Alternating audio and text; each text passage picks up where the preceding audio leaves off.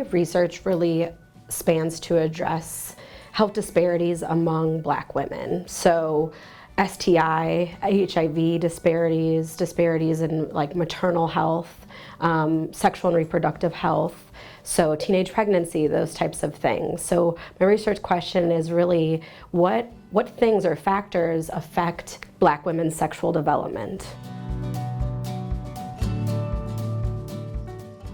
So I am a qualitative researcher, so I do a lot of interviewing with Black girls and women and now men about, again, what factors. So examples of those are like parents, how do your peers, how do your school environment, your family environment, how do those shape your sexuality and your developmental process? Some of the questions I'll ask them is like, well, especially girls, so what things are you hearing from the media, or what things are you hearing culturally that influences your sexuality?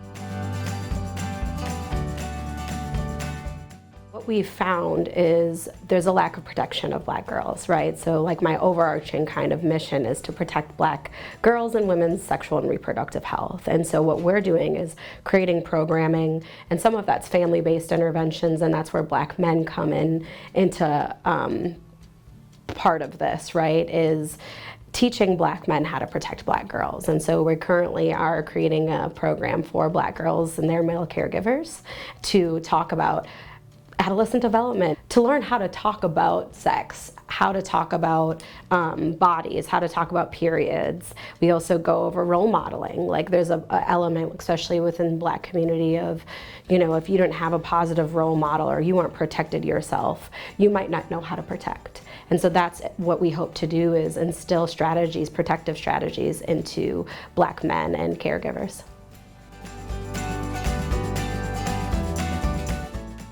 The long-term goal of my program of research is to really have this expand across cultures, right? I think right now I'm focusing on Black girls and women because they're most vulnerable and the most unprotected individuals, I believe, in the United States context.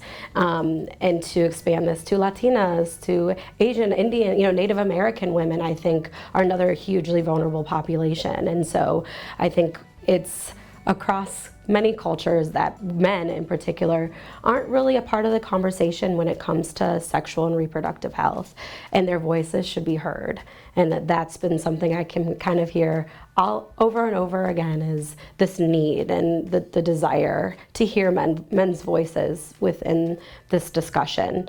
And so my dream is that this reduces negative health, sexual health outcomes for girls and women in general, but those specifically reducing STI rates, HIV rates, lowering the rate of teenage pregnancy, which I recently heard in Chicago is kind of happening again. Those are kind of the big ones, but also discussion about sexual trauma. I think that's a big piece of this too, is I can't leave this discussion without talking about sexual trauma, as well as early sexual debut.